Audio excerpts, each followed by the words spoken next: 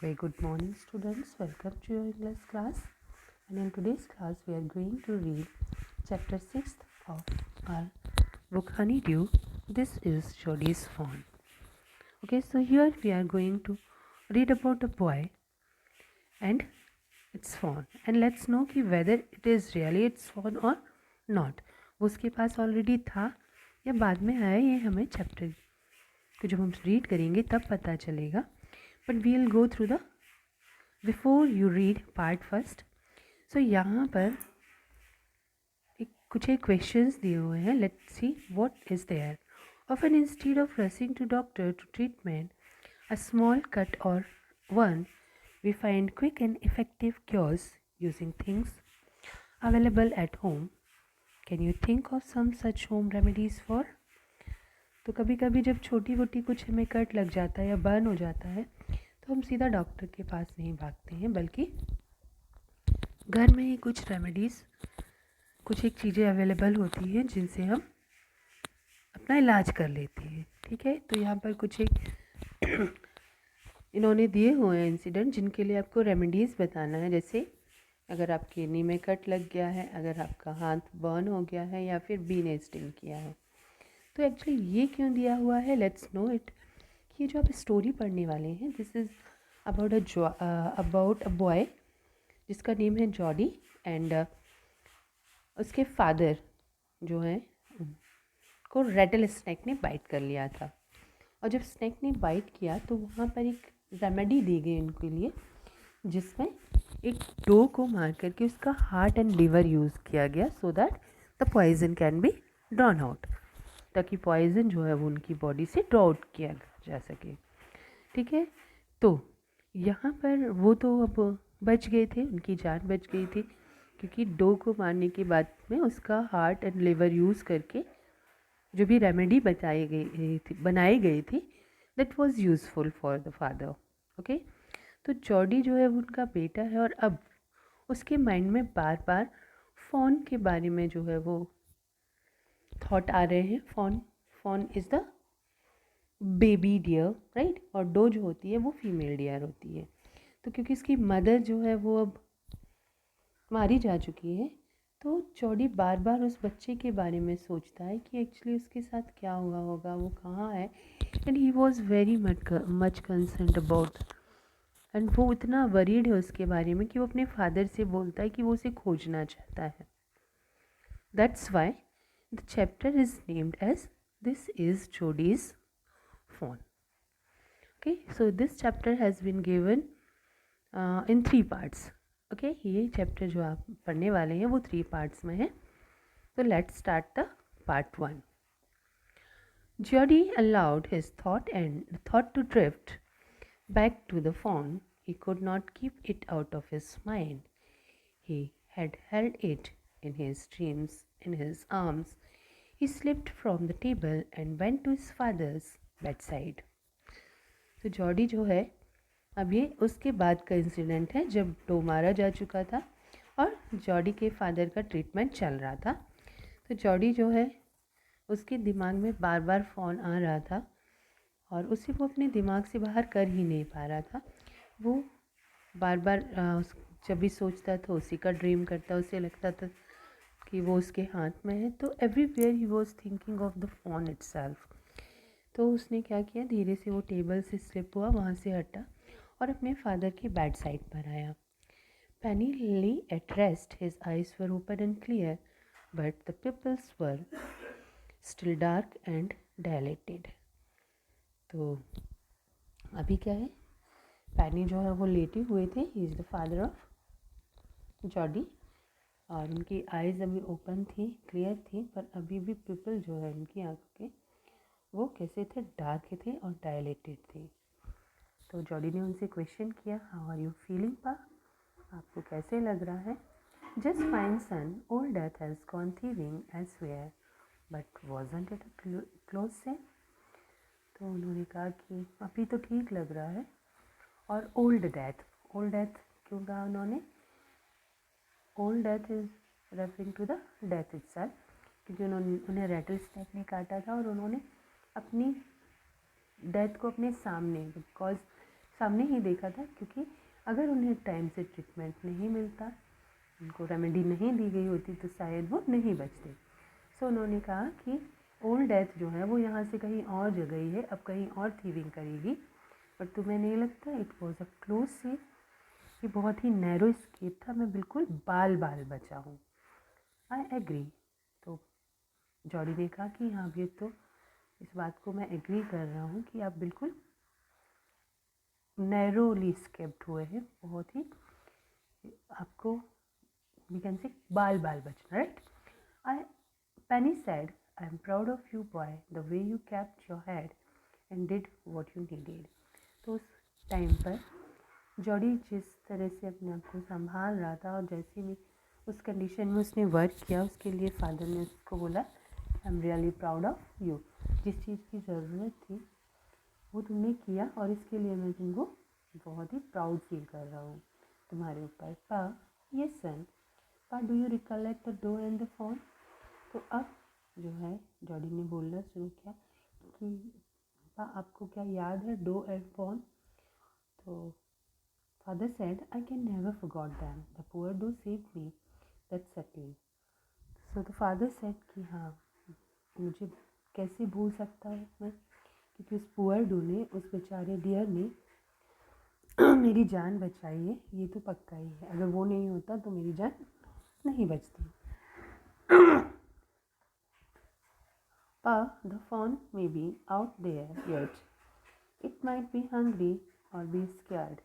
तो अभी जॉडी को बहुत चिंता है इस फ़ोन के बारे में। उसने कहा कि फ़ोन शायद होगा बाहर, है ना, बाहर मीन्स इन द एरिया, जंगल में, और वो भूखा भी होगा और वो डरा भी होगा, क्योंकि अब उसके साथ उसकी मदर नहीं है।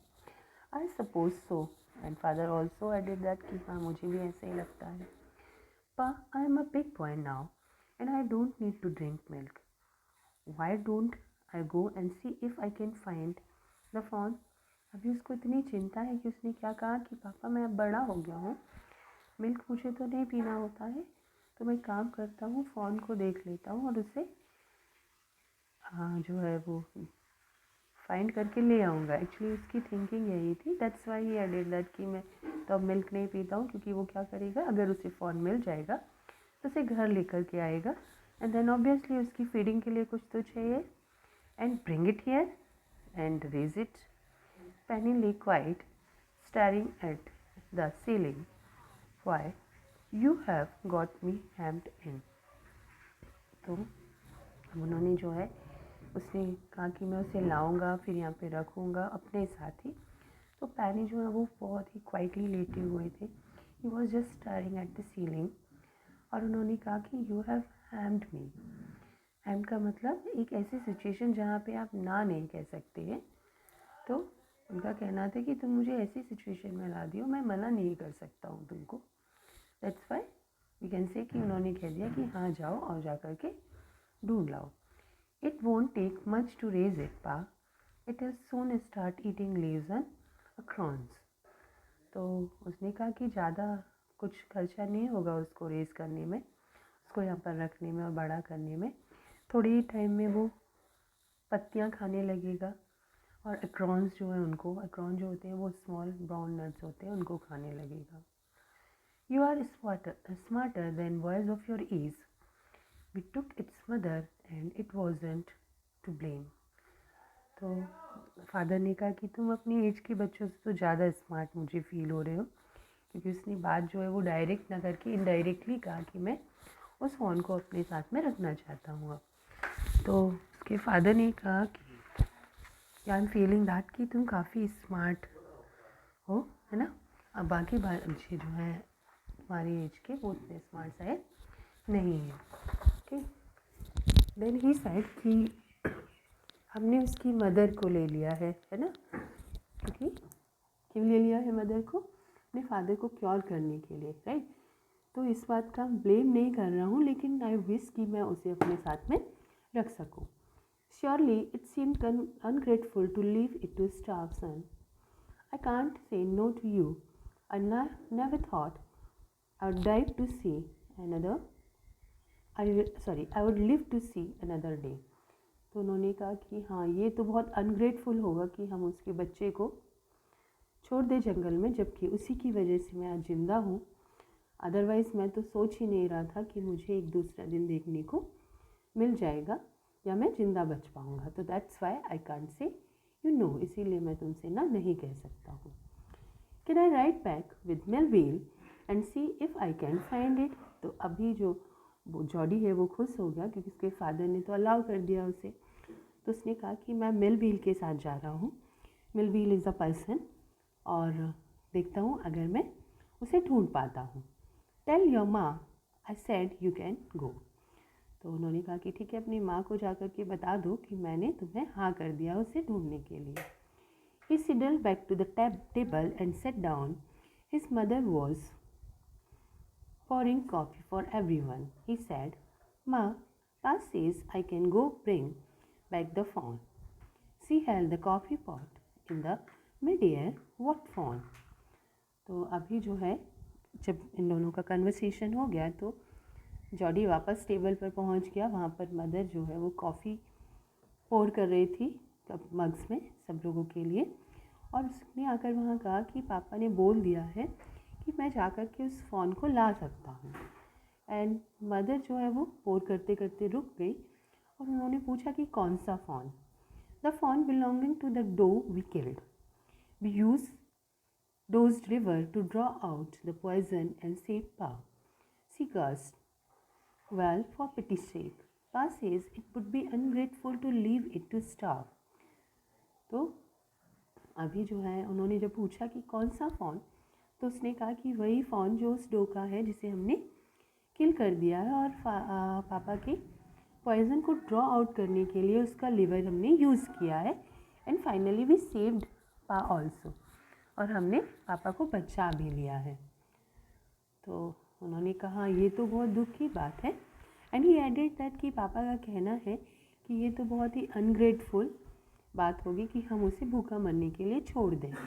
क्यों ग्रेटफुल है वो? इसलिए ग्रेटफुल है क्योंकि उसकी मदर की वजह से जो है जॉडी के फादर की जान बची थी। तो they are grateful for the doe as well and also for the phone.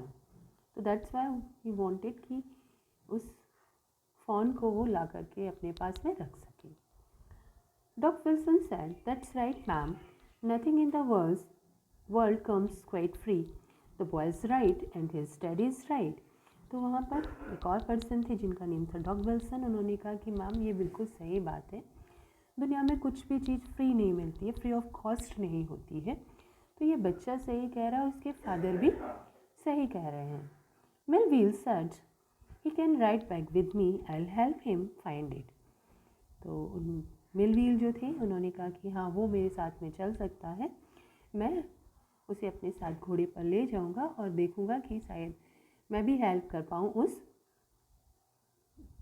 Phone को ढूंढने में। She sat down the pot helplessly. अभी मदर को कुछ भी समझ में नहीं आ रहा था। Maybe she was not agree कि वो किसी एनिमल को लेकर के आए। Well, if you will give it your milk we have got nothing else to feed it.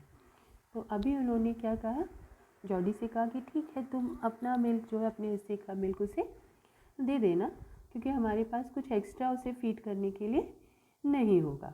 तो जॉडी तो पहले ही एग्री कराया अपने फादर के सामने कि मुझे तो मिल्क की ज़रूरत नहीं हो गया, अब मैं बड़ा बच्चा हो गया हूँ। And that all. Millwheel said, "come on boy, we have got to get riding." अब मिलविल ने कहा चलो हम चलते हैं और उस फ़ोन को ढूंढते हैं। Ma Baxter asked anxiously, "You will not be gone long?" Jody said, "I'll be back before dinner for sure." Melville mounted his horse and pulled Jody up behind him. He said to Melville, "Do you think Fawn's still here? Will you help me find him?"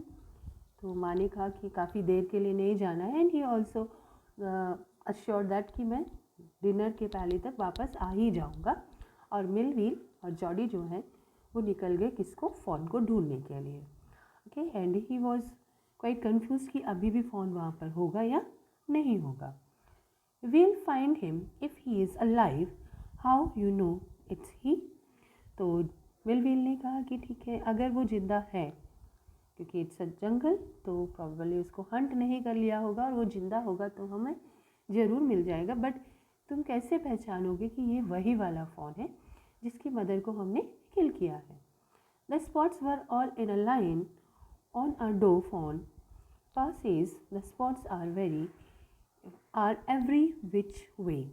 तो उसने कहा कि ये जो phone था ये special है क्योंकि इसके सारे स्पॉट्स एक लाइन में हैं, क्योंकि पापा कहते हैं कि बाकी सारे जो फ़ोन्स होते हैं उनके स्पॉट्स एवरी विच वे, इधर उधर डिफरेंट डायरेक्शंस में होते हैं, but this one is different क्योंकि इसके जो भी स्पॉट्स हैं वो एक लाइन में हैं। Okay, so this was the journey that has been started to find the fawn. Next जो 2 पार्ट्स हैं वो हम अगले वीडियो में पढ़ेंगे। So this is all for today. Have a nice day.